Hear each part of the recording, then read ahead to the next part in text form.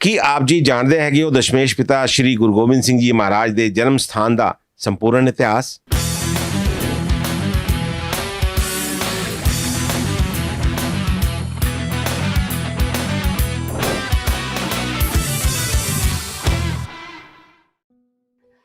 तही प्रकाश हमारा भयो पटना शहर विखे भवलियो। गुरु दी प्यारी साजी निवाजी साध संगत जी दे नाल पटना साहिब दी उस इतिहासिक धरती तो जिथे मेरे दसम पातशाह धन धन गुरु गोबिंद सिंह साहिब जी दी चरण छो प्राप्त सारियां संगतां दे नाल फतेह दी सांझ। वाहिगुरु जी का खालसा वाहिगुरु जी की फतेह। ਅੱਜ ਦਿਨ ਦੀ ਸ਼ੁਰੂਆਤ ਅਸੀਂ ਕਰ ਰਹੇ ਹੈਗੇ ਹਾਂ ਪਟਨਾ ਦੀ ਉਸ ਇਤਿਹਾਸਿਕ ਧਰਤੀ ਤੋਂ ਜਿੱਥੇ ਮੇਰੇ ਤਿੰਨ ਗੁਰੂਆਂ ਦੀ ਚਰਨ ਛੋਹ ਪ੍ਰਾਪਤ ਨੇ, ਤੇ ਖਾਸ ਤੌਰ ਤੇ ਉਸ ਸਥਾਨ ਤੋਂ ਜਿੱਥੇ ਅਸੀਂ ਅੰਦਰ ਜਾ ਕੇ ਪਹਿਲੇ ਮੱਥਾ ਟੇਕਿਆ, ਅਰਦਾਸ ਕੀਤੀ, ਦਰਸ਼ਨ ਕੀਤੇ। ਇਹ ਉਹ ਸਥਾਨ ਹੈ ਜਿਹਨੂੰ ਗੁਰਦੁਆਰਾ ਸ਼੍ਰੀ ਬਾਲ ਲੀਲਾ ਸਾਹਿਬ ਮੈਨੀ ਸੰਗਤ ਦੇ ਨਾਂ ਤੇ ਜਾਣਿਆ ਜਾਂਦਾ ਹੈਗਾ। ਕੱਲ ਰਾਤ ਅਸੀਂ ਦਿੱਲੀ ਤੋਂ 1100 ਕਿਲੋਮੀਟਰ ਦਾ ਸਫ਼ਰ ਤੈਅ ਕਰਕੇ ਸਥਾਨ ਤੇ ਪੁੱਜੇ। ਰਾਤ ਕਾਫੀ ਦੇਰ ਹੋ ਚੁੱਕੀ ਸੀ, ਸਾਨੂੰ ਇੱਥੇ ਪੁੱਜਣ ਵਿੱਚ 19 ਘੰਟੇ ਦਾ ਸਮਾਂ ਲੱਗਿਆ। ਰਾਤ ਇੱਥੋਂ ਰੁਕਣ ਤੋਂ ਬਾਅਦ ਅੱਜ ਦਿਨ ਦੀ ਸ਼ੁਰੂਆਤ ਇਸ ਸਥਾਨ ਤੋਂ ਕਰ ਰਹੇ ਹੈਗੇ ਹਾਂ, ਉਸ ਸਥਾਨ ਦੇ ਉੱਤੇ ਜਾਣ ਵਾਸਤੇ ਜਿੱਥੇ ਸਰਬੰਸਦਾਨੀ ਧੰਨ ਧੰਨ ਸ਼੍ਰੀ ਗੁਰੂ ਗੋਬਿੰਦ ਸਿੰਘ ਜੀ ਮਹਾਰਾਜ ਦਾ ਜਨਮ ਹੋਇਆ ਸੀ, ਯਾਨੀ ਕਿ ਉਹਨਾਂ ਦਾ ਪ੍ਰਕਾਸ਼ ਹੋਇਆ ਸੀਗਾ। ਉਹ ਸਥਾਨ ਇੱਥੋਂ ਤਕਰੀਬਨ 1 ਕਿਲੋਮੀਟਰ ਦੀ ਦੂਰੀ ਤੇ ਹੈ। ਉਸ ਸਥਾਨ ਦੇ ਉੱਤੇ ਜਾ ਕੇ ਆਪ ਜੀ ਨੂੰ ਉੱਥੇ ਦੇ ਦਰਸ਼ਨ ਕਰਾਵਾਂਗੇ, ਉੱਥੇ ਦਾ ਇਤਿਹਾਸ ਦੱਸਾਂਗੇ।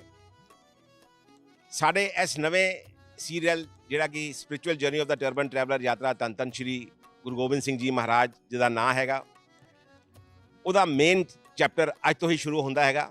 ਅੱਜ ਤੋਂ ਆਪ ਜਾਣੋਗੇ ਉਹਨਾਂ ਦੇ ਜਨਮ ਸਥਾਨ ਤੋਂ ਲੈ ਕੇ ਤੇ ਉਹਨਾਂ ਦੇ ਤਕਰੀਬਨ 200 ਉਹ ਗੁਰਦੁਆਰਾ ਸਾਹਿਬ ਜਿੱਥੇ ਉਹਨਾਂ ਦੇ ਜੀਵਨ ਕਾਲ ਵਿੱਚ ਉਹ ਗਏ ਤੇ ਜਿਹਦੇ ਨਾਲ ਉਹਨਾਂ ਦਾ ਇਤਿਹਾਸ ਜੁੜਿਆ ਹੋਇਆ ਹੈਗਾ। ਪਟਨਾ ਸਾਹਿਬ ਦੇ ਅੰਦਰ ਗੁਰੂ ਸਾਹਿਬ ਦੇ 5 ਗੁਰਦੁਆਰਾ ਸਾਹਿਬ ਨੇ। ਅੱਜ ਪਹਿਲਾ ਗੁਰਦੁਆਰਾ ਅਸੀਂ ਕਰ ਰਹੇ ਹੈਗੇ ਹਾਂ, ਉਹ ਹੈਗਾ ਤਖਤ ਸ਼੍ਰੀ ਹਰਮੰਦਰ ਜੀ ਪਟਨਾ ਸਾਹਿਬ, ਜਿੱਥੇ ਉਹਨਾਂ ਦਾ ਜਨਮ ਹੋਇਆ। ਉਪਰੰਤ ਜਿੱਥੇ ਉਹਨਾਂ ਦਾ ਬਚਪਨ ਗੁਜ਼ਰਿਆ ਉਹ ਹੈਗਾ ਗੁਰਦੁਆਰਾ ਕੰਗਨ ਘਾਟ, ਤੇ ਇਹ ਗੁਰਦੁਆਰਾ ਸਾਹਿਬ ਜਿੱਥੇ ਅਸੀਂ ਖਲੋਤੇ ਹੈਗੇ ਹਾਂ ਇਹ ਗੁਰਦੁਆਰਾ ਬਾਲ ਲੀਲਾ। ਇਹ 2 ਸਥਾਨਾਂ ਤੇ ਉਹਨਾਂ ਦਾ ਬਚਪਨ ਗੁਜ਼ਰਿਆ ਹੈਗਾ, ਇਹਨਾਂ ਦੇ ਵੀ ਆਪ ਦਰਸ਼ਨ ਕਰੋਗੇ। ਉਸ ਤੋਂ ਬਾਅਦ ਉਹ ਸਥਾਨ ਜਿੱਥੇ 4 ਸਾਲ ਦੀ ਅਵਸਥਾ ਵਿੱਚ ਗੁਰੂ ਸਾਹਿਬ ਪਹਿਲੀ ਵਾਰ ਆਪਣੇ ਪਿਤਾ ਧੰਨ ਧੰਨ ਸ਼੍ਰੀ ਗੁਰੂ ਤੇਗ ਬਹਾਦਰ ਸਾਹਿਬ ਜੀ ਨੂੰ ਮਿਲੇ, ਯਾਨੀ ਕਿ ਗੁਰਦੁਆਰਾ ਗੁਰੂ ਕਾ ਬਾਗ। ਤੇ ਉਪਰੰਤ ਅੰਤ ਵਿੱਚ ਜਿਸ ਵਕਤ ਸਾਰੀ ਸਮਸਤ ਸੰਗਤਾਂ ਨਾਲ ਪਰਿਵਾਰ ਨਾਲ ਗੁਰੂ ਸਾਹਿਬ ਬਾਲ ਅਵਸਥਾ ਵਿੱਚ ਚਾਲੇ ਪਾ ਕੇ ਅਨੰਦਪੁਰ ਸਾਹਿਬ ਵਾਸਤੇ ਚਲੇ ਤੇ ਜਿਹੜੇ ਪਹਿਲੇ ਸਥਾਨ ਤੇ ਰੁਕੇ ਸੀਗੇ ਉਸ ਸਥਾਨ ਦਾ ਨਾਂ ਹੈ ਗੁਰਦੁਆਰਾ ਹਾਂਡੀ ਸਾਹਿਬ। ਆਪ ਜੀ ਉਹਦੇ ਵੀ ਦਰਸ਼ਨ ਕਰੋਗੇ।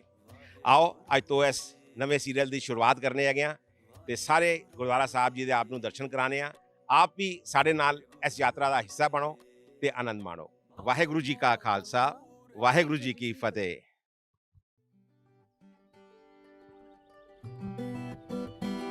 ऐसी मांग गोबिंद ते, ऐसी मांग गोबिंद ते, ऐसी मांग गोबिंद ते, ऐसी मांग गोबिंद ते।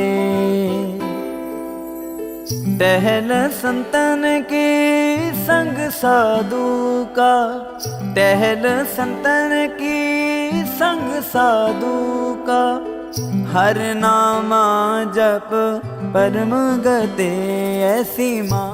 ਸੰਗਤ ਜੀ ਹੁਣ ਅਸੀਂ ਚਾਲੇ ਪਾ ਚੁੱਕੇ ਹੈਗੇ ਹਾਂ ਗੁਰਦੁਆਰਾ ਸ਼੍ਰੀ ਬਾਲ ਲੀਲਾ ਸਾਹਿਬ ਤੋਂ ਆਪ ਜੀ ਨੂੰ ਲਿਜਾਣ ਵਾਸਤੇ ਤਖਤ ਸ਼੍ਰੀ ਹਰਮੰਦਰ ਜੀ ਪਟਨਾ ਸਾਹਿਬ ਜਿਹੜਾ ਬਿਹਾਰ ਵਿੱਚ ਹੈ। ਅੱਜ ਛਠ ਪੂਜਾ ਦਾ ਦਿਨ ਹੈਗਾ ਜਿਹੜਾ ਕਿ ਬਿਹਾਰ ਦਾ ਇੱਕ ਬਹੁਤ ਵੱਡਾ ਉਤਸਵ ਹੈ, ਜਿਸ ਕਰਕੇ ਥਾਂ ਥਾਂ ਤੇ ਇੱਥੇ ਪੰਡਾਲ ਲੱਗੇ ਨੇ। ਲੋਕ ਇੱਥੇ ਛਠ ਪੂਜਾ ਦਾ ਉਤਸਵ ਮਨਾ ਰਹੇ ਨੇ ਤੇ ਜਗ੍ਹਾ ਜਗ੍ਹਾ ਤੇ ਤੁਸੀਂ ਦੇਖ ਸਕਦੇ ਹੈਗੇ ਹੋ ਸ਼ੋਰ ਸ਼ਰਾਬਾ ਤੇ ਲੋਕਾਂ ਦੀ ਆਵਾਜ਼ਾਂ ਪੰਡਾਲਾਂ ਵਿੱਚੋਂ ਆਉਂਦੀਆਂ ਪਈਆਂ।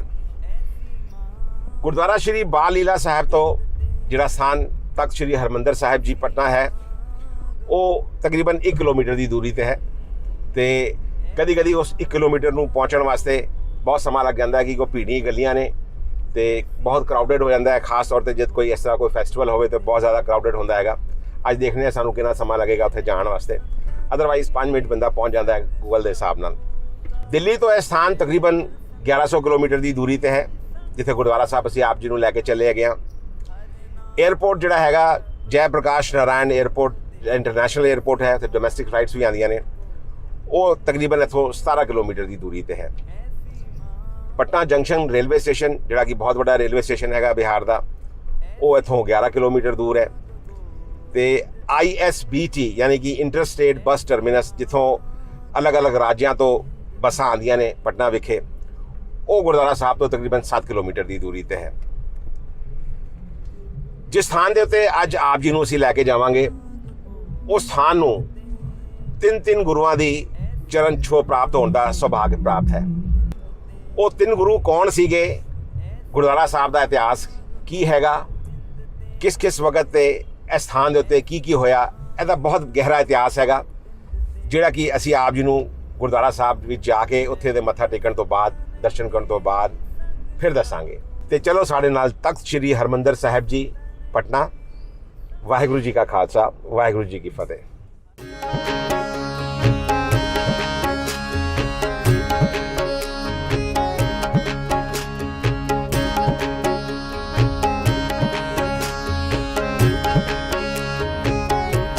तही प्रकाश हमारा भयो, पटना शहर बिखे भावनयो। तही प्रकाश हमारा भयो, पटना शहर बिखे भावनयो। जब हम धर्म कर्म मोह आए, जब हम धर्म कर्म मोह आए, देवलोक तब पिता सिधाए।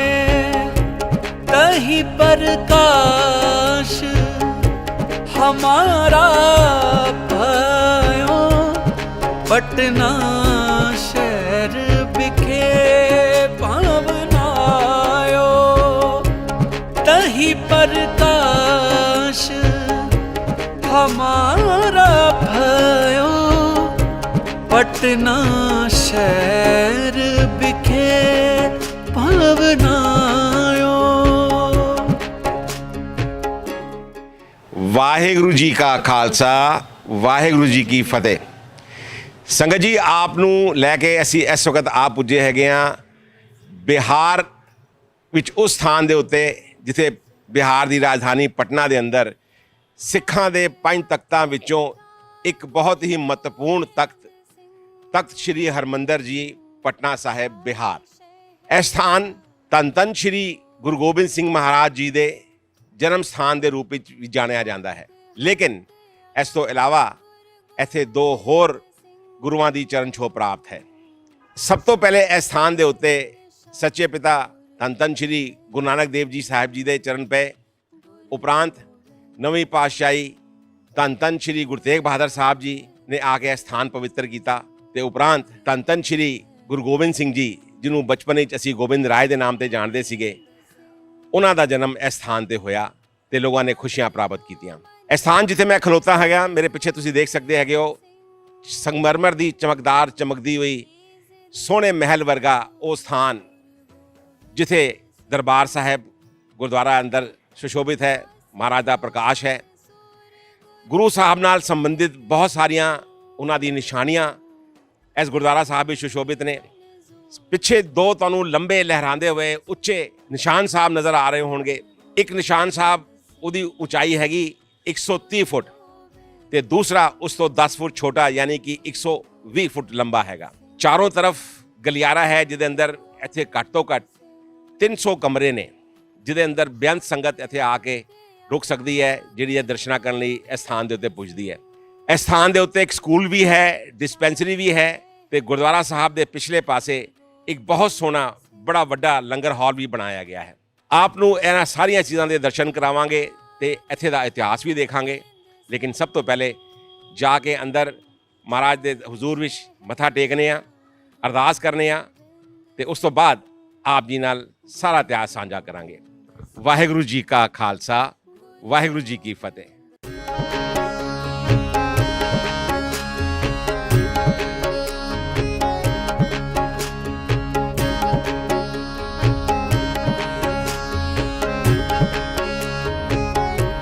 तही प्रकाश हमारा भयो पटना शहर बिखे भावनयो तही प्रकाश हमारा भयो पटना शहर बिखे भावनयो जब हम धर्म कर्म मोह आए जब हम धर्म कर्म मोह आए देवलोक तब पिता सिधाए तही प्रकाश हमारा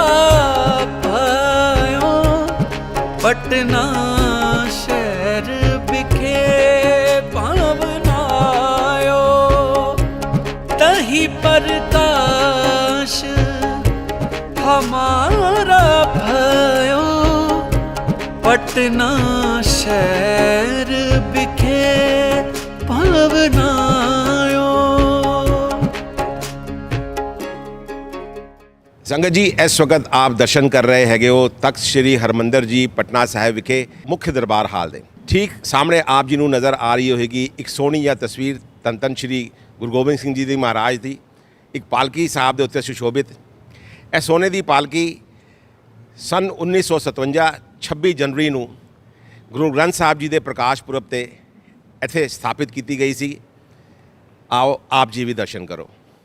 राजन के राजा महाराजन के महाराजा राजन के राजा महाराजन के महाराजा ऐसो राज छोड़ियो दूजा कौन त्याइए ऐसो राज छोड़ियो दूजा कौन त्याइए। संगत जी आप जी दर्शन कर रहे हैगे हो दरबार साहब के अंदर खब्बे हत्थ नूं एक खूह साहब दे जिहदे नाल धन धन श्री गुरु गोबिंद सिंह जी महाराज की बाल अवस्था के एक साखी जुड़ी हुई हैगी। इस खूह के जिस वक्त गुरुद्वारा साहब नहीं सीगा इत्थे कुछ भी नहीं सीगा इत्थे दी जिहड़ी संगत सीगी जिहड़े इस शहर के निवासी सीगे वो आके खूह तो जल भरदे सीगे ते इत्थे दे पानी का इंतजाम ऐसी खूह तो हुंदा सीगा। बाला प्रीतम धन धन श्री गुरु गोबिंद सिंह जी महाराज उस वक्त बाल अवस्था भी सीगे ते वो अपने गुलेलियां नाल इत्थे दे लोगों के कड़े वो भन दिता करते सीगे। इत्थे दे लोग इस तो परेशान सी उन्होंने माता जी नूं माता गुजरी जी नूं जाके यह दस्या कि बाल गोबिंद जिहड़े ने वो साडे मटके भन दिंदे ने। माता जी ने बड़ी ही विनम्रता नाल जवाब दिता कि बाल गोबिंद जो भी कर रहे ने वो भले वास्ते ही कर रहे होणगे जे तुहाडे मटके उन्होंने भन दिते ने तो मैं आप जी नूं पित्तल दे मटके लै दिंदी हां। माता गुजरी जी ने बहुत सारे लोगों को पित्तल के मटके लैके दे दिते। उपरांत गुरु साहब जी ने 4 लोहे के तीर तैयार किए ते हुण जिहड़ी संगतां इत्थे पानी पड़न वास्ते आंदियां सी एक दिन उन्होंने एक तीर चलाया जिहड़ा पित्तल के मटके नूं चीर के मटके के अंदर जा वड़िया जिन्हों वेख के वो औरत जिहड़ा पानी भर के ले जा रही सीगी उन्हें रोना शुरू कर दिता। गुरु साहब उन्होंने वेख हंसना शुरू हो गए। यह अजीब जिहा माहौल सीगा। उस औरत ने जाके माता गुजरी जी नूं आख्या कि देखो एक तो इन्होंने मेरा मटका भन दिता दूसरे उतों हस रहे हैं। माता गुजरी जी ने बाल गोबिंद जी तो पूछया कि यह की माजरा है तुसी एक तो उन्हों का मटका भन दिता ते तुसी उतों हस रहे हो। गुरु साहब ने जवाब दिता उस छोटी जी अवस्था में कि मैं उहदा मटका इस करके नहीं भनिया कि मैं कोई मजाक कर रहा सीगा। उस मटके के अंदर एक जहरीला सप सीगा। लोगों ने देखा मटका उतार के उसके अंदर वाकई ही एक जहरीला सप सीगा। माता गुजरी जी के सारे प्रकरण को वेख के अचानक ही मूँह तो निकलिया कि इस खूह का जल जिहड़ा है वो खारा हो जाए। तो इतिहासकार दसदे ने कि इस खूह का जल उस तो बाद खारा हो गया। उपरांत लोगों ने आके माता जी को बेनती की कि माता जी इस पूरे पिंड का जिहड़ा हैगा निर्वाह पानी का ऐसी खूह तो हुंदा हैगा ते ऐसी खूह के जल नूं सारे पींदे ने हुण यह खारा हो गया है तो लोग किस तरह अपना जीवन निर्वाह करेंगे। माता जी ने कहा हुण जो बचन मैं उचार दिते ने वो तो नहीं मुड़ सकते पर कालांतर दे विच जिस वक्त इस स्थान के उत्ते संगतां आने शुरू करनगियां इस खूह का जल अपने आप मिठा हो जाएगा। ਇਤਿਹਾਸਕਾਰ ਦੱਸਦੇ ਨੇ ਕਿ ਐਸਾ ਹੀ ਹੋਇਆ ਸਨ 1947 ਦੇ ਬਾਅਦ, ਜਿਸ ਵਕਤ ਮੁਲਕ ਦੀ ਵੰਡ ਹੋਈ ਤੇ ਹਿੰਦੁਸਤਾਨ ਪਾਕਿਸਤਾਨ ਬਣ ਗਿਆ ਤੇ ਇਸ ਸਥਾਨ ਦੇ ਉੱਤੇ ਕਾਫੀ ਸਾਰੇ ਲੋਕਾਂ ਦਾ ਆਣਾ ਸ਼ੁਰੂ ਹੋਇਆ। ਲੋਕ ਇੱਥੇ ਆ ਕੇ ਮੱਥਾ ਟੇਕਦੇ ਸੀ ਤੇ ਹੌਲੇ ਹੌਲੇ ਇਸ ਖੂਹ ਦਾ ਜਲ ਮਿੱਠਾ ਹੋ ਗਿਆ। ਆਓ ਆਪ ਜੀ ਵੀ ਦਰਸ਼ਨ ਕਰੋ ਤੇ ਆਨੰਦ ਮਾਣੋ। राजन के राजा महाराजन के महाराजा, राजन के राजा महाराजन के महाराजा, ऐसो राज छोड़ियो दूजा कौन त्याये, ऐसो राज छोड़ियो दूजा कौन त्याये। राजन के राजा महाराजन के महाराजा, राजन के राजा महाराजन के महाराजा, ऐसो राज छोड़े और दूजा कौन त्याये, ऐसो राज छोड़े और दूजा कौन त्याये। ਸੰਗਤ ਜੀ, ਦਰਬਾਰ ਹਾਲ ਦੇ ਵਿੱਚ ਜਿਸ ਵਕਤ ਆਪ ਜੀ ਪਾਲਕੀ ਸਾਹਿਬ ਦੀ ਪਰਿਕਰਮਾ ਕਰਕੇ ਬਾਹਰ ਨਿਕਲਦੇ ਹੈਗੇ ਹੋ ਤੇ ਸੱਜੇ ਹੱਥ ਜੀ ਨੂੰ ਆਪ ਨੂੰ ਦੇਖਣ ਨੂੰ ਮਿਲੇਗਾ ਧੰਨ ਧੰਨ ਸ਼੍ਰੀ ਗੁਰੂ ਗੋਬਿੰਦ ਸਿੰਘ ਜੀ ਮਹਾਰਾਜ ਦਾ ਬਚਪਨ ਦਾ, ਜਿਸ ਵਕਤ ਉਹ 15 ਸਾਲ ਦੇ ਸੀਗੇ, ਉਸ ਉਮਰ ਦਾ ਇੱਕ ਚੋਲਾ ਸਾਹਿਬ ਜਿਹੜਾ ਕਿ ਇੱਥੇ ਸੁਸ਼ੋਭਿਤ ਹੈ। ਇਸ ਚੋਲਾ ਸਾਹਿਬ ਦੇ ਬਾਰੇ ਵਿੱਚ ਇਹ ਆਖਿਆ ਜਾਂਦਾ ਹੈਗਾ ਕਿ ਗੁਰੂ ਸਾਹਿਬ ਨੇ ਇਹ ਚੋਲਾ ਜਿਸ ਵਕਤ ਹਿੰਦੁਸਤਾਨ ਤੇ ਪਾਕਿਸਤਾਨ ਦੀ ਵੰਡ ਨਹੀਂ ਹੋਈ ਸੀ, ਕਿਸੇ ਮਾਈ ਜੀ ਨੂੰ ਦਿੱਤਾ ਸੀਗਾ। ਵੰਡ ਤੋਂ ਬਾਅਦ ਉਹ ਮਾਈ ਜੀ ਦਾ ਪਰਿਵਾਰ ਹਿੰਦੁਸਤਾਨ ਆ ਗਿਆ ਤੇ ਮੱਧ ਪ੍ਰਦੇਸ਼ ਦੇ ਇੱਕ ਪਿੰਡ ਖੰਡਵਾ ਵਿੱਚ ਰਹਿਣ ਲੱਗਿਆ। ਮਾਈ ਜੀ ਰੋਜ਼ ਉਹਨਾਂ ਦੀ ਸੇਵਾ ਕਰਦੇ ਸੀਗੇ। ਬਿਰਧ ਅਵਸਥਾ ਵਿੱਚ ਪਹੁੰਚਦੇ ਹੋਏ ਜਿਸ ਵਕਤ ਮਾਈ ਜੀ ਕੋਲੋਂ ਚੋਲਾ ਸਾਹਿਬ ਦੀ ਸੇਵਾ ਨਾ ਹੋ ਸਕੀ ਤੇ ਉਹਨਾਂ ਨੇ ਆਪਣੀ ਬੇਟੀ ਜੀ ਨੂੰ ਇਹ ਚੋਲਾ ਸਾਹਿਬ ਹਵਾਲੇ ਕਰਤਾ ਕਿ ਉਹ ਉਹਦੀ ਸੇਵਾ ਕਰਨ। ਉਪਰੰਤ ਕੁਝ ਸਮੇਂ ਬਾਅਦ ਉਹ ਕਾਲ ਚਲਾਣਾ ਕਰ ਗਏ। ਉਹਨਾਂ ਦੀ ਬੇਟੀ ਕੋਲ ਵੀ ਜਦ ਤੱਕ ਹੋ ਸਕਿਆ ਉਹਨਾਂ ਨੇ ਚੋਲਾ ਸਾਹਿਬ ਦੀ ਸੇਵਾ ਕੀਤੀ। ਜਦ ਉਹਨਾਂ ਕੋਲ ਸੇਵਾ ਤੇ ਸੰਭਾਲ ਨਾ ਹੋ ਸਕੀ ਤੇ ਖੰਡਵਾ ਦੇ ਹੀ ਗੁਰਦੁਆਰਾ ਸਾਹਿਬ ਵਿੱਚ ਉਹਨਾਂ ਨੇ ਇਹ ਚੋਲਾ ਸਾਹਿਬ ਉੱਥੇ ਦੇ ਦਿੱਤਾ ਕਿ ਗੁਰਦੁਆਰਾ ਸਾਹਿਬ ਇਹਦੀ ਸੇਵਾ ਕਰੇ।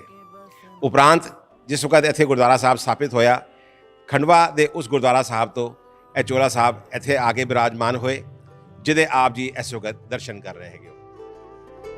कीरत प्रभु की, कीरत प्रभु की, गाओ मेरी रसना, कीरत प्रभु की, गाओ मेरी रसना, कीरत प्रभु की, गाओ मेरी रसना, कीरत प्रभु की, गाओ मेरी रसना। ਮੂਲ ਰੂਪ ਨਾਲ ਇਹ ਸਥਾਨ ਜਿੱਥੇ ਇਸ ਵਕਤ ਅਸੀਂ ਖਲੋਤੇ ਹੈਗੇ ਹਾਂ, ਇਹ ਸਥਾਨ ਪਟਨਾ ਦੇ ਮਸ਼ਹੂਰ ਜੌਹਰੀ ਸਾਲਸ ਰਾਏ ਜੌਹਰੀ ਦਾ ਨਿਵਾਸ ਹੋਇਆ ਕਰਦਾ ਸੀ, ਜਾਂ ਉਹਨਾਂ ਦੀ ਹਵੇਲੀ, ਜਾਂ ਆਪਾਂ ਉਹਨਾਂ ਨੂੰ ਕਹਿ ਸਕਦੇ ਹਾਂ ਉਹਦਾ ਘਰ ਹੁੰਦਾ ਸੀਗਾ। ਧੰਨ ਧੰਨ ਸ਼੍ਰੀ ਗੁਰੂ ਨਾਨਕ ਦੇਵ ਜੀ ਮਹਾਰਾਜ ਜਿਸ ਵਕਤ ਆਪਣੀ ਪੂਰਬ ਦੀ ਉਦਾਸੀ ਕਰ ਰਹੇ ਸੀਗੇ, ਉਹ ਉਸ ਵਕਤ ਇਸ ਸਥਾਨ ਦੇ ਉੱਤੇ ਆਉਂਦੇ ਨੇ। ਉਹਨਾਂ ਦੀ ਮੁਲਾਕਾਤ ਹੁੰਦੀ ਹੈ ਸਾਲਸ ਰਾਏ ਜੌਹਰੀ ਨਾਲ। ਸਾਲਸ ਰਾਏ ਜੌਹਰੀ ਗੁਰੂ ਸਾਹਿਬ ਤੋਂ ਬਹੁਤ ਹੀ ਪ੍ਰਭਾਵਿਤ ਹੁੰਦਾ ਹੈਗਾ ਤੇ ਇਸ ਸਥਾਨ ਦੇ ਉੱਤੇ ਸਿੱਖ ਇਤਿਹਾਸ ਦੀ ਪਹਿਲੀ ਮੰਜੀ, ਯਾਨੀ ਕਿ ਐਸਾ ਕੇਂਦਰ ਜਿੱਥੋਂ ਧਰਮ ਦਾ ਪ੍ਰਚਾਰ ਹੋ ਸਕੇ, ਉਹ ਥਾਪਿਆ ਜਾਂਦਾ ਹੈ। ਉਹਦੀ ਸ਼ੁਰੂਆਤ ਹੁੰਦੀ ਹੈਗੀ। ਗੁਰੂ ਨਾਨਕ ਦੇਵ ਜੀ ਇਸ ਸਥਾਨ ਦੇ ਉੱਤੇ ਤਕਰੀਬਨ 4 ਮਹੀਨੇ ਰੁਕੇ, ਐਸਾ ਇਤਿਹਾਸ ਵਿੱਚ ਲਿਖਿਆ ਹੈਗਾ। ਐਸੇ ਸਥਾਨ ਤੇ ਗੁਰੂ ਨਾਨਕ ਦੇਵ ਜੀ ਮਹਾਰਾਜ ਨੇ ਊਚ ਨੀਚ, ਅਮੀਰ ਗਰੀਬੀ ਦਾ ਭੇਦਭਾਵ ਮਿਟਾ ਕਰ ਸੰਗਤ ਨੂੰ ਪੰਗਤ ਵਿੱਚ ਬਿਠਾ ਕੇ ਲੰਗਰ ਛਕਾਉਣ ਦੀ ਮਰਿਆਦਾ ਸ਼ੁਰੂ ਕੀਤੀ ਸੀਗੀ। 6ਵੇਂ ਗੁਰੂ ਸ਼੍ਰੀ ਗੁਰੂ ਹਰਗੋਬਿੰਦ ਸਾਹਿਬ ਜੀ ਨੇ ਵੀ ਇਸ ਸਥਾਨ ਨੂੰ ਪੂਰਵ ਦੀ ਸੰਗਤ ਗੁਰੂ ਕਾ ਖਾਲਸਾ ਕਹਿ ਕੇ ਸਨਮਾਨ ਦਿੱਤਾ ਸੀਗਾ। ਜਿਸ ਵਕਤ ਧੰਨ ਧੰਨ ਸ਼੍ਰੀ ਗੁਰੂ ਨਾਨਕ ਦੇਵ ਜੀ ਇੱਥੋਂ ਅੱਗੇ ਜਾਣ ਲੱਗੇ ਤੇ ਉਹਨਾਂ ਦੇ ਸਿੱਖਾਂ ਨੇ ਤੇ ਉਹਨਾਂ ਦੇ ਅਨੁਯਾਈਆਂ ਨੇ ਗੁਰੂ ਸਾਹਿਬ ਕੋਲ ਪੁੱਛਿਆ ਕਿ ਉਹ ਹੁਣ ਦੁਬਾਰਾ ਕਦੋਂ ਆਣਗੇ। ਗੁਰੂ ਸਾਹਿਬ ਨੇ ਜਵਾਬ ਦਿੱਤਾ ਕਿ ਉਹ ਇੱਕ ਵਾਰ 9ਵੇਂ ਜਾਮੇ ਦੇ ਅੰਦਰ ਇਸ ਸਥਾਨ ਦੇ ਉੱਤੇ ਜ਼ਰੂਰ ਆਣਗੇ। ਕਾਲਾਂਤਰ ਵਿੱਚ ਐਸਾ ਹੀ ਹੋਇਆ। ਗੁਰੂ ਨਾਨਕ ਦੀ ਨਵੀਂ ਜੋਤ ਧੰਨ ਧੰਨ ਸ਼੍ਰੀ ਗੁਰੂ ਤੇਗ ਬਹਾਦਰ ਸਾਹਿਬ ਜੀ ਦੇ ਵੀ ਚਰਨ ਇਸ ਸਥਾਨ ਦੇ ਉੱਤੇ ਪਏ।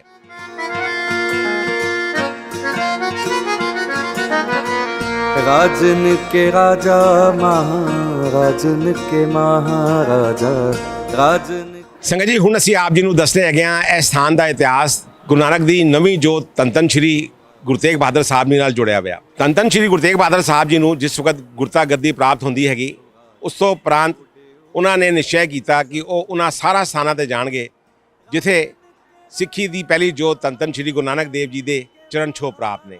ਉਹਨਾਂ ਸਾਰਾ ਸਥਾਨਾਂ ਤੇ ਜਾ ਕੇ ਉਹ ਸਿੱਖੀ ਦਾ ਪ੍ਰਚਾਰ ਕਰਨਗੇ, ਐਸਾ ਉਹਨਾਂ ਨੇ ਨਿਸ਼ਚੈ ਕੀਤਾ। ਗੁਰੂ ਤੇਗ ਬਹਾਦਰ ਸਾਹਿਬ ਜੀ ਆਪਣੀ ਪੂਰਬ ਦੀ ਯਾਤਰਾ ਜਿਹੜੀ ਉਹਨਾਂ ਨੇ ਅਸਾਮ ਤੇ ਬੰਗਾਲ ਵਾਸਤੇ ਕੀਤੀ। ਉਸ ਯਾਤਰਾ ਨੂੰ ਕਰਨ ਦੇ ਦੌਰਾਨ ਉਹ ਇਸ ਸਥਾਨ ਜਿਹਨੂੰ ਪਟਨਾ ਆਖਿਆ ਜਾਂਦਾ ਹੈ, ਇਸ ਸਥਾਨ ਦੇ ਉੱਤੇ ਆ ਕੇ ਰੁਕਦੇ ਨੇ। ਗੁਰੂ ਨਾਨਕ ਦੇਵ ਜੀ ਦੇ ਦੁਆਰਾ ਲਗਾਇਆ ਗਿਆ ਸਿੱਖੀ ਦਾ ਬੂਟਾ ਇੱਥੇ ਪ੍ਰਫੁੱਲਿਤ ਹੋ ਰਿਹਾ ਸੀਗਾ। ਧੰਨ ਧੰਨ ਗੁਰੂ ਤੇਗ ਬਹਾਦਰ ਸਾਹਿਬ ਜੀ ਜਿਸ ਵਕਤ ਇਸ ਸਥਾਨ ਦੇ ਉੱਤੇ ਪੁੱਜਦੇ ਨੇ, ਯਾਨੀ ਕਿ ਪਟਨਾ ਸਾਹਿਬ, ਉਸ ਵਕਤ ਸਿੱਖਾਂ ਨੇ ਉਹਨਾਂ ਨਾਲ ਬੜਾ ਹੀ ਗਰਮਜੋਸ਼ੀ ਨਾਲ ਸਵਾਗਤ ਕੀਤਾ। ਧੰਨ ਧੰਨ ਸ਼੍ਰੀ ਗੁਰੂ ਤੇਗ ਬਹਾਦਰ ਸਾਹਿਬ ਜੀ ਜਿਸ ਵਕਤ ਇਸ ਸਥਾਨ ਦੇ ਉੱਤੇ ਪੁੱਜਦੇ ਨੇ, ਉਹਨਾਂ ਦੇ ਨਾਲ ਉਹਨਾਂ ਦਾ ਪੂਰਾ ਪਰਿਵਾਰ ਹੁੰਦਾ ਹੈ। ਉਹਨਾਂ ਦੀ ਮਾਤਾ ਨਾਨਕੀ ਜੀ, ਪਤਨੀ ਮਾਤਾ ਗੁਜਰੀ ਜੀ, ਉਹਨਾਂ ਦੇ ਭਰਾਤਾ ਮਾਮਾ ਕਿਰਪਾਲ ਚੰਦ ਜੀ ਜਿਨ੍ਹਾਂ ਨੂੰ ਆਖਿਆ ਜਾਂਦਾ ਸੀਗਾ, ਉਹ ਤੇ ਨਾਲ ਸੰਗਤਾਂ ਉਹਨਾਂ ਦੇ ਹੁੰਦੀਆਂ ਨੇ। ਇਸ ਸਥਾਨ ਤੇ ਜਿਸ ਵਕਤ ਗੁਰੂ ਸਾਹਿਬ ਪਹੁੰਚਦੇ ਨੇ, ਉਸ ਵਕਤ ਗੁਰੂ ਸਾਹਿਬ ਦੇ ਮਹਿਲ ਯਾਨੀ ਕਿ ਉਹਨਾਂ ਦੀ ਪਤਨੀ ਮਾਤਾ ਗੁਜਰੀ ਜੀ ਦੇ ਕੁੱਖ ਵਿੱਚ ਗੁਰੂ ਸਾਹਿਬ ਦਾ ਯਾਨੀ ਕਿ ਗੁਰੂ ਗੋਬਿੰਦ ਸਿੰਘ ਜੀ ਮਹਾਰਾਜ ਦਾ ਪ੍ਰਕਾਸ਼ ਹੋ ਚੁੱਕਿਆ ਸੀਗਾ। ਸਿਰਫ ਉਹਨਾਂ ਦਾ ਜਨਮ ਲੈਣਾ ਹੀ ਬਾਕੀ ਸੀ। ਮਾਤਾ ਜੀ ਦੀ ਇਸ ਹਾਲਤ ਨੂੰ ਦੇਖ ਕੇ ਧੰਨ ਧੰਨ ਸ਼੍ਰੀ ਗੁਰੂ ਤੇਗ ਬਹਾਦਰ ਸਾਹਿਬ ਜੀ ਆਪਣੀ ਮਾਤਾ ਤੇ ਪਤਨੀ ਤੇ ਮਾਮਾ ਕਿਰਪਾਲ ਜੀ ਨੂੰ ਇੱਥੇ ਹੀ ਛੱਡਣ ਦਾ ਨਿਸ਼ਚੈ ਕਰਦੇ ਨੇ। ਇਹ ਸਥਾਨ ਜਿਹੜੀ ਕਿ ਸਾਲਾਸਰਾਏ ਜੋਹਰੀ ਦੀ ਹਵੇਲੀ ਸੀਗੀ, ਉਸੇ ਸਥਾਨ ਦੇ ਉੱਤੇ ਗੁਰੂ ਗੋਬਿੰਦ ਸਿੰਘ ਜੀ ਮਹਾਰਾਜ ਦਾ ਪ੍ਰਕਾਸ਼ ਹੁੰਦਾ ਹੈਗਾ। ਇਸ ਖੁਸ਼ਖਬਰੀ ਦਾ ਪਤਾ ਧੰਨ ਧੰਨ ਸ਼੍ਰੀ ਗੁਰੂ ਤੇਗ ਬਹਾਦਰ ਸਾਹਿਬ ਜੀ ਨੂੰ ਜਿਸ ਵਕਤ ਉਹ ਢਾਕਾ ਵਿੱਚ ਹੁੰਦੇ ਨੇ, ਉਹਨਾਂ ਨੂੰ ਉੱਥੇ ਪਤਾ ਲੱਗਦਾ ਹੈ ਭਾਈ ਦਿਆਲਾ ਜੀ ਦੇ ਦੁਆਰਾ।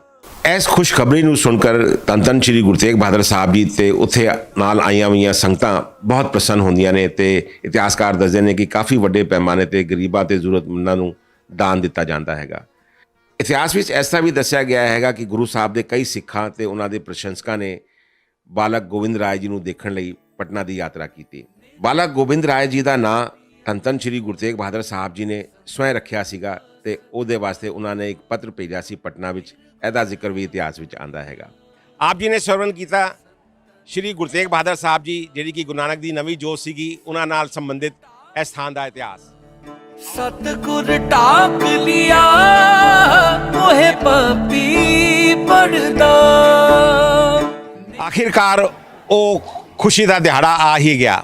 ਸਨ 1666 ਇਹ ਉਹ ਇਤਿਹਾਸਿਕ ਦਿਨ ਸੀਗਾ ਜਿਸ ਦਿਨ ਪਟਨਾ ਵਿਖੇ ਜਿਸ ਸਥਾਨ ਦੇ ਅਸੀਂ ਖਲੋਤੇ ਹੈਗੇ ਹਾਂ, ਇਸ ਸਥਾਨ ਦੇ ਉੱਤੇ ਗੁਰੂ ਨਾਨਕ ਦੀ 10ਵੀਂ ਜੋਤ ਧੰਨ ਧੰਨ ਸ਼੍ਰੀ ਗੁਰੂ ਗੋਬਿੰਦ ਸਿੰਘ ਜੀ ਮਹਾਰਾਜ ਦਾ ਪ੍ਰਕਾਸ਼ ਹੁੰਦਾ ਹੈ, ਯਾਨੀ ਕਿ ਆਗਮਨ ਹੁੰਦਾ ਹੈ, ਜਾਂ ਐਸਾ ਵੀ ਕਹਿ ਸਕਦੇ ਹਾਂ ਕਿ ਉਹਨਾਂ ਦਾ ਜਨਮ ਹੁੰਦਾ ਹੈ।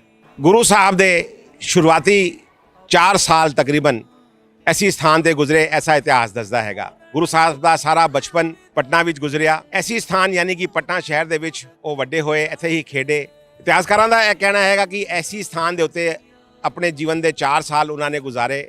ਐਸੀ ਸਥਾਨ ਦੇ ਉੱਤੇ ਉਹ ਪਲੇ ਵੱਡੇ ਹੋਏ, ਇੱਥੇ ਹੀ ਉਹ ਖੇਡੇ। ਉਹਨਾਂ ਦੇ ਪਸੰਦੀਦਾ ਖੇਡਾਂ ਵਿੱਚੋਂ ਧਨੁਸ਼, ਤੀਰ, ਤਲਵਾਰ ਇਹ ਸਾਰੇ ਕੁਝ ਹੁੰਦੇ ਸੀਗੇ।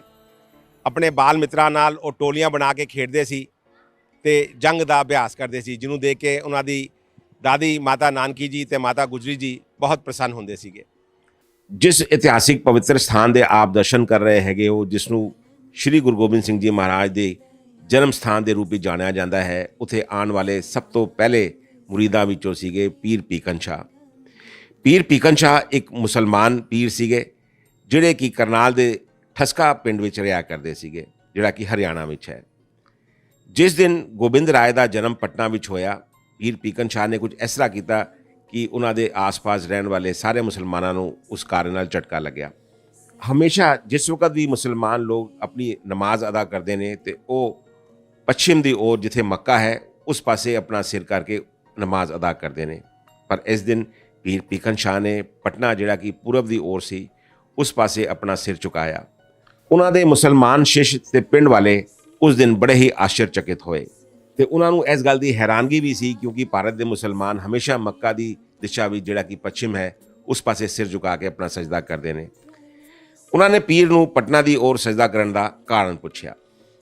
ਤਦ ਪੀਰ ਸ਼ਾਹ ਨੇ ਉੱਤਰ ਦਿੱਤਾ ਕਿ ਅੱਜ ਅੱਲਾ ਦੇ ਇੱਕ ਹੋਰ ਪਿਆਰੇ ਦਾ ਜਨਮ ਹੋਇਆ ਹੈ, ਯਾਨੀ ਕਿ ਪ੍ਰਕਾਸ਼ ਹੋਇਆ ਹੈ। ਇਹ ਉਹ ਸੰਤ ਹੋਏਗਾ ਜਿਹੜਾ ਕਿ ਸੰਤ ਵੀ ਹੋਏਗਾ ਤੇ ਸਿਪਾਹੀ ਵੀ ਹੋਏਗਾ, ਜਿਹਨੇ ਬੁਰਾਈ, ਪਾਪ ਤੇ ਝੂਠ ਨੂੰ ਨਸ਼ ਕਰਨ ਲਈ ਇਸ ਪ੍ਰithvi ਤੇ ਜਨਮ ਲਿੱਤਾ ਹੈ। ਉਹ ਹੱਕ ਤੇ ਸੱਚਾਈ ਲਈ ਲੜੇਗਾ। ਮੈਂ ਉਸ ਪਵਿੱਤਰ ਬਾਲਕ ਨੂੰ ਦੇਖਣ ਵਾਸਤੇ ਉਸ ਪਵਿੱਤਰ ਸਥਾਨ ਤੇ ਜਾ ਕੇ ਆਪਣਾ ਜੀਵਨ ਸਫਲ ਕਰਾਂਗਾ। ਇਹ ਕਹਿ ਪੀਰ ਪੀਕਨ ਸ਼ਾਹ ਆਪਣੇ ਕੁਝ ਸਿੱਸ਼ਾਂ ਨੂੰ ਲੈ ਕੇ ਪਟਨਾ ਦੀ ओर ਰਵਾਨਾ ਹੋ ਜਾਂਦੇ ਨੇ। ਪਟਨਾ ਪਹੁੰਚ ਕੇ ਪੀਰ ਪੀਕਨ ਸ਼ਾਹ ਉਸ ਘਰ 'ਚ ਗਏ ਜਿੱਥੇ ਗੋਬਿੰਦ ਰਾਏ ਜੀ ਦਾ ਜਨਮ ਹੋਇਆ ਸੀ, ਜਿਹਨੂੰ ਤਖਤ ਹਰਮਿੰਦਰ ਸਾਹਿਬ ਦੇ ਨਾਂ 'ਤੇ ਲੋਕ ਜਾਣਦੇ ਨੇ। ਇਸ ਸਥਾਨ ਦੇ ਬਾਹਰ ਪੀਰ ਪੀਕਨ ਸ਼ਾਹ ਜੀ ਨੇ ਸਜਦਾ ਕੀਤਾ, ਦਰਵਾਜ਼ੇ ਦੇ ਕੋਲ ਬੈਠ ਗਏ। ਸਿੱਖਾਂ ਨੇ ਜਿਸ ਵਕਤ ਉਹਨਾਂ ਤੋਂ ਪੁੱਛਿਆ ਕਿ ਉਹ ਕੌਣ ਨੇ, ਕੀ ਚਾਹੁੰਦੇ ਨੇ ਤੇ ਇੱਥੇ ਕਿਉਂ ਬੈਠੇ ਨੇ, ਤੇ ਪੀਰ ਸਾਹਿਬ ਨੇ ਆਖਿਆ ਕਿ ਮੈਂ ਇਸ ਪਵਿੱਤਰ ਬੱਚੇ ਦੇ ਦਰਸ਼ਨ ਕਰਨ ਤੇ ਆਸ਼ੀਰਵਾਦ ਲੈਣ ਵਾਸਤੇ ਬੜੀ ਦੂਰ ਤੋਂ ਆਇਆ ਹਾਂ। ਮਾਤਾ ਗੁਜਰੀ ਜੀ ਨੂੰ ਜਦ ਪੀਰ ਦੇ ਇੱਥੇ ਆਉਣ ਤੇ ਉਹਨਾਂ ਦੇ ਇਰਾਦੇ ਦੇ ਬਾਰੇ ਦੱਸਿਆ ਗਿਆ ਤੇ ਉਹ ਥੋੜੇ ਝਿਜਕ ਰਹੇ ਸੀ। ਉਹਨਾਂ ਨੇ ਕੁਝ ਬਹਾਨੇ ਬਣਾਏ, ਲੇਕਿਨ ਪੀਰ ਸਾਹਿਬ ਆਪਣੀ ਗੱਲ ਤੇ ਅੜੇ ਹੋਏ ਸੀ ਤੇ ਉਹਨਾਂ ਨੇ ਬੱਚੇ ਨੂੰ ਦੇਖਣ ਦੀ ਆਪਣੀ ਇੱਛਾ ਨੂੰ ਸਵੀਕਾਰ ਕਰਨ ਵਾਸਤੇ ਗੁਹਾਰ ਲਗਾਈ ਤੇ ਇਹ ਦੱਸਿਆ ਕਿ ਕਈ ਦਿਨਾਂ ਤੱਕ ਸੈਂਕੜੋਂ ਮੀਲ ਦੀ ਯਾਤਰਾ ਕਰਨ ਤੋਂ ਬਾਅਦ ਉਹ ਇੱਥੇ ਗੋਬਿੰਦ ਰਾਏ ਜੀ ਦੀ ਖਾਲੀ ਇੱਕ ਝਲਕ ਦੇਖਣ ਵਾਸਤੇ ਆਏ ਨੇ ਤੇ ਉਹ ਤਦ ਤੱਕ ਵਾਪਸ ਨਹੀਂ ਜਾਣਗੇ ਜਦ ਤੱਕ ਉਹਨਾਂ ਦੀ ਇਹ ਇੱਛਾ ਪੂਰੀ ਨਹੀਂ ਕੀਤੀ ਜਾਂਦੀ। ਤੇ ਜੇ ਉਹਨਾਂ ਦੀ ਇੱਛਾ ਪੂਰੀ ਨਾ ਕੀਤੀ ਗਈ ਤੇ ਨਾ ਕੁਝ ਖਾਣਗੇ ਤੇ ਨਾ ਕੁਝ ਪੀਣਗੇ ਤੇ ਐਸੀ ਸਥਾਨ ਦੇ ਉੱਤੇ ਬੈਠੇ ਰਹਿਣਗੇ। ਇਹ ਸਾਰੀ ਗੱਲਾਂ ਨੂੰ ਸੁਣ ਅੰਤ ਵਿੱਚ ਪੀਰ ਸਾਹਿਬ ਨੂੰ ਬਾਲਕ ਗੋਬਿੰਦ ਰਾਏ ਜੀ ਨੂੰ ਦੇਖਣ ਦੀ ਅਨੁਮਤੀ ਦੇ ਦਿੱਤੀ ਗਈ, ਐਸਾ ਇਤਿਹਾਸ ਦੱਸਦਾ ਹੈਗਾ। ਬਾਲਕ ਗੋਬਿੰਦ ਰਾਏ ਜੀ ਨੂੰ ਦੇਖਣ ਵਾਸਤੇ ਪੀਰ ਸਾਹਿਬ ਉਸ ਕਮਰੇ ਵਿੱਚ ਗਏ। ਉਹਨਾਂ ਨੇ ਬੜੇ ਆਦਰ ਪੂਰਵਕ ਗੁਰੂ ਸਾਹਿਬ ਦੇ ਅੱਗੇ ਮੱਥਾ ਟੇਕਿਆ। ਆਪਣੇ ਨਾਲ ਉਹ 2 ਮਿੱਟੀ ਦੇ ਬਰਤਨਾਂ ਦੇ ਵਿੱਚ ਕੁਝ ਮਿਠਾਈ ਲੈ ਕੇ ਗਏ ਸੀਗੇ। ਪੀਰ ਸਾਹਿਬ ਜੀ ਨੇ ਇੱਕ ਮਟਕਾ ਮਿਠਾਈ ਦਾ ਇੱਕ ਮੁਸਲਮਾਨ ਤੋਂ ਲਿੱਤਾ ਸੀਗਾ ਤੇ ਦੂਸਰਾ ਮਿਠਾਈ ਦਾ ਬਰਤਨ ਉਹਨਾਂ ਨੇ ਇੱਕ ਹਿੰਦੂ ਦੀ ਦੁਕਾਨ ਤੋਂ ਖਰੀਦਿਆ ਸੀਗਾ। ਗੋਬਿੰਦ ਰਾਏ ਜੀ ਦੇ ਸਾਹਮਣੇ ਉਹਨਾਂ ਨੇ ਮਿਠਾਈ ਵਾਲੇ ਦੋਨੋਂ ਭਾਂਡਿਆਂ ਨੂੰ ਰੱਖ ਕੇ ਹੱਥ ਜੋੜ ਕੇ ਉਹ ਬੈਠ ਗਏ। ਪੀਰ ਪੀਕਨ ਸ਼ਾਹ ਜੀ ਦੁਆਰਾ ਲਿਆਏ ਗਏ ਉਹ ਦੋਨੋਂ ਮਿੱਟੀ ਦੇ ਭਾਂਡੇ ਜਿਨ੍ਹਾਂ ਵਿੱਚ ਮਿਠਾਈ ਸੀਗੀ, ਉਹਨਾਂ ਨੂੰ ਵੇਖ ਕੇ ਬਾਲਕ ਗੋਬਿੰਦ ਰਾਏ ਜੀ ਮੁਸਕਰਾਏ। ਪੀਰ ਸਾਹਿਬ ਜੀ ਨੇ ਬਾਲਕ ਗੋਬਿੰਦ ਰਾਏ ਜੀ ਨੂੰ ਸਜਦਾ ਕੀਤਾ ਤੇ ਗੋਬਿੰਦ ਰਾਏ ਜੀ ਨੇ ਆਪਣੇ ਪੈਰਾਂ ਦੁਆਰਾ ਉਹ ਦੋਨੋਂ ਮਿੱਟੀ ਦੇ ਭਾਂਡੇ ਡਿਗਾ ਦਿੱਤੇ। ਕੁਝ ਇਤਿਹਾਸਕਾਰ ਇਸ ਤਰ੍ਹਾਂ ਵੀ ਦੱਸਦੇ ਨੇ ਕਿ ਉਹਨਾਂ ਨੇ ਆਪਣੇ ਦੋਨੋਂ ਹੱਥ ਅਲੱਗ-ਅਲੱਗ ਭਾਂਡਿਆਂ ਦੇ ਉੱਤੇ ਰੱਖੇ, ਜਿਹੜੇ ਕਿ ਇੱਕ ਮੁਸਲਮਾਨ ਦੀ ਦੁਕਾਨ ਤੋਂ ਲਿਆਏ ਗਏ ਸੀਗੇ ਤੇ ਦੂਸਰੇ ਇੱਕ ਹਿੰਦੂ ਦੀ ਦੁਕਾਨ ਤੋਂ ਲਿਆਏ ਗਏ ਸੀਗੇ। ਅਲੱਗ-ਅਲੱਗ ਲੋਕਾਂ ਦਾ ਅਲੱਗ-ਅਲੱਗ ਮਤ ਹੈ। ਕੁਝ ਇਤਿਹਾਸਕਾਰ ਦੱਸਦੇ ਨੇ ਕਿ ਹੱਥ ਉਹਨਾਂ ਨੇ ਛੂਏ ਸੀ ਤੇ ਕੁਝ ਲੋਕਾਂ ਦਾ ਇਹ ਦੱਸਣਾ ਹੈਗਾ ਕਿ ਉਹਨਾਂ ਨੇ ਆਪਣੇ ਪੈਰਾਂ ਦੁਆਰਾ ਉਹ ਭਾਂਡੇ ਗਿਰਾ ਦਿੱਤੇ ਸੀਗੇ। ਨਵਜਾਤ ਗੋਬਿੰਦ ਰਾਏ ਜੀ ਨੇ ਆਪਣੇ ਪੈਰਾਂ ਨਾਲ ਉਹਨਾਂ ਨੂੰ ਭਾਂਡਿਆਂ ਨੂੰ ਡਿਗਾਇਆ ਕਿ ਆਪਣੇ ਹੱਥ ਲਗਾਏ, ਇਹ ਇੱਕ ਸ਼ੋਧ ਦਾ ਵਿਸ਼ਾ ਹੈਗਾ। ਬਹਿਰਾਲ ਪੀਰ ਪੀਕਨ ਸ਼ਾਹ ਨੂੰ ਉਹਨਾਂ ਦੇ ਮੁਰੀਦਾਂ ਨੇ ਇਹ ਵੱਖ-ਵੱਖ ਦੁਕਾਨਾਂ ਤੋਂ ਲਿਆਏ ਹੋਏ ਭਾਂਡਿਆਂ ਦੇ ਬਾਰੇ ਵਿੱਚ ਪੁੱਛਿਆ ਤੇ ਪੀਰ ਸਾਹਿਬ ਨੇ ਉਹਨਾਂ ਨੂੰ ਦੱਸਿਆ ਕਿ ਮੈਂ ਬੱਚੇ ਦੇ ਸਾਹਮਣੇ ਮਿਠਾਈ ਦੇ ਬਰਤਨ ਇਹ ਸੋਚ ਕੇ ਰੱਖੇ ਸੀ ਕਿ ਅਗਰ ਉਹ ਹਿੰਦੂ ਦੀ ਦੁਕਾਨ ਦੀ ਲਿਆਈ ਵੀ ਮਿਠਾਈ ਦੇ ਆਪਣਾ ਹੱਥ ਰੱਖੇਗਾ ਤੇ ਉਹ ਹਿੰਦੂਆਂ ਦਾ ਪੱਖ ਲਏਗਾ, ਤੇ ਜੇ ਉਹ ਮੁਸਲਮਾਨ ਦੀ ਦੁਕਾਨ ਤੇ ਲਿਆਈ ਵੀ ਮਿਠਾਈ ਦੇ ਉੱਤੇ ਆਪਣਾ ਹੱਥ ਰੱਖੇਗਾ ਤੇ ਉਹ ਮੁਸਲਮਾਨਾਂ ਦਾ ਪੱਖ ਲਏਗਾ। ਲੇਕਿਨ ਇਸ ਪਵਿੱਤਰ ਬੱਚੇ ਦੀ ਬੁੱਧਮਾਨੀ ਨੂੰ ਵੇਖ ਕੇ ਮੈਂ ਆਸ਼ਚਰਚਕਿਤ ਰਹਿ ਗਿਆ। ਉਹਨਾਂ ਨੇ ਦੋਨਾਂ ਹੀ ਭਾਂਡਿਆਂ ਨੂੰ ਛੂਇਆ, ਜਿਹੜਾ ਕਿ ਇਹ ਦਰਸਾਉਂਦਾ ਹੈ ਕਿ ਉਹ ਹਿੰਦੂ ਤੇ ਮੁਸਲਮਾਨ ਦੋਨਾਂ ਨੂੰ ਸਮਾਨ ਰੂਪ ਨਾਲ ਪਿਆਰ ਕਰੇਗਾ। ਜੈਸੇ ਜੈਸੇ ਉਹ ਵੱਡਾ ਹੋਏਗਾ, ਹਿੰਦੂ ਤੇ ਮੁਸਲਮਾਨ ਦੋਨਾਂ ਦੀ ਮਦਦ ਕਰੇਗਾ ਜਦ ਵੀ ਉਹਨਾਂ ਨੂੰ ਉਹਨਾਂ ਦੀ ਮਦਦ ਦੀ ਲੋੜ ਹੋਏਗੀ। ਪੀਰ ਸਾਹਿਬ ਬਾਲਕ ਗੋਬਿੰਦ ਰਾਏ ਜੀ ਦੇ ਇਸ ਕ੍ਰਿਤ ਨਾਲ ਬੜੇ ਹੀ ਪ੍ਰਭਾਵਿਤ ਤੇ ਪ੍ਰਸੰਨ ਹੋਏ। ਬਾਅਦ ਵਿੱਚ ਉਹ ਆਪਣੇ ਸੇਵਕਾਂ ਨਾਲ ਘਰ ਵਾਪਸ ਲੌਟ ਗਏ ਤੇ ਇਤਿਹਾਸਕਾਰ ਦੱਸਦੇ ਨੇ ਕਿ ਜੀਵਨ ਭਰ ਉਹ ਗੁਰੂ ਸਾਹਿਬ ਦੇ ਦ੍ਰਿੜ ਸਮਰਥਕ ਬਣ ਕੇ ਰਹੇ। ਸੰਗਤ ਜੀ, ਅੱਜ ਦੇ ਇਸ ਸਪੈਸ਼ਲ ਐਪੀਸੋਡ ਵਿੱਚ ਆਪ ਜੀ ਨੇ ਸਰਵਣ ਕੀਤਾ ਗੁਰੂ ਨਾਨਕ ਦੀ 10ਵੀਂ ਜੋਤ ਧੰਨ ਧੰਨ ਸ਼੍ਰੀ ਗੁਰੂ ਗੋਬਿੰਦ ਸਿੰਘ ਜੀ ਮਹਾਰਾਜ ਦਾ ਸੰਪੂਰਨ ਇਤਿਹਾਸ, ਜਿਹੜਾ ਕਿ ਉਹਨਾਂ ਦੇ ਬਚਪਨ ਤੋਂ ਸੰਬੰਧਿਤ ਸੀਗਾ, ਉਹਨਾਂ ਦੇ ਜਨਮ ਲੈਣ ਤੋਂ ਯਾਨੀ ਕਿ ਪ੍ਰਕਾਸ਼ ਹੋਣ ਤੋਂ 4 ਸਾਲ ਤੱਕ ਦੀ ਅਵਸਥਾ ਦਾ। ਤੇ ਆਪ ਜੀ ਨੇ ਜਾਣੀਆਂ ਬਹੁਤ ਸਾਰੀ ਐਸੀ ਸਾਖੀਆਂ ਜਿਹੜੀਆਂ ਕਿ ਉਹਨਾਂ ਦੇ ਜਨਮ ਨਾਲ ਜੁੜੀਆਂ ਹੋਈਆਂ ਸੀਗੀਆਂ। ਕੱਲ ਜਿਹੜੀ ਸਾਖੀਆਂ ਆਪ ਜੀ ਨੂੰ ਅਸੀਂ ਸਰਵਣ ਕਰਾਵਾਂਗੇ ਉਹ ਉਹਨਾਂ ਦੇ ਬਚਪਨ ਦਾ ਜਿਹੜਾ ਸਮੇਂ ਗੁਜ਼ਰਿਆ ਹੈਗਾ, ਜਿੱਥੇ ਜਿੱਥੇ ਉਹ ਵੱਡੇ ਹੋਏ, ਜਿੱਥੇ ਜਿੱਥੇ ਖੇਡੇ, ਉਹ ਉਹਨਾਂ ਨਾਲ ਸੰਬੰਧਿਤ ਹੋਣਗੀਆਂ। ਤਦ ਤੱਕ ਲਈ ਇਜਾਜ਼ਤ ਦਿਓ। ਵਾਹਿਗੁਰੂ ਜੀ ਕਾ ਖਾਲਸਾ, ਵਾਹਿਗੁਰੂ ਜੀ ਕੀ ਫਤਿਹ। ਵਾਹ ਵਾਹ ਰਮਜ਼ਾਂ ਤੇਰੀਆਂ ਵੇ ਬਾਬਾ, ਵਾਹ ਵਾਹ ਰਮਜ਼ਾਂ ਤੇਰੀਆਂ।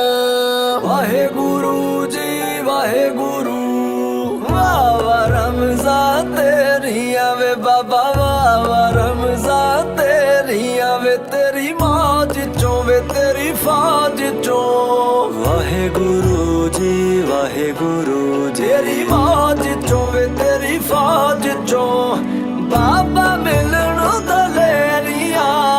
ਵਾਹ ਵਾਹ ਰਮਜ਼ਾਂ, ਵਾਹ ਵਾਹ ਰਮਜ਼ਾਂ ਤੇਰੀਆਂ ਵੇ ਬਾਬਾ, ਵਾਹ ਵਾਹ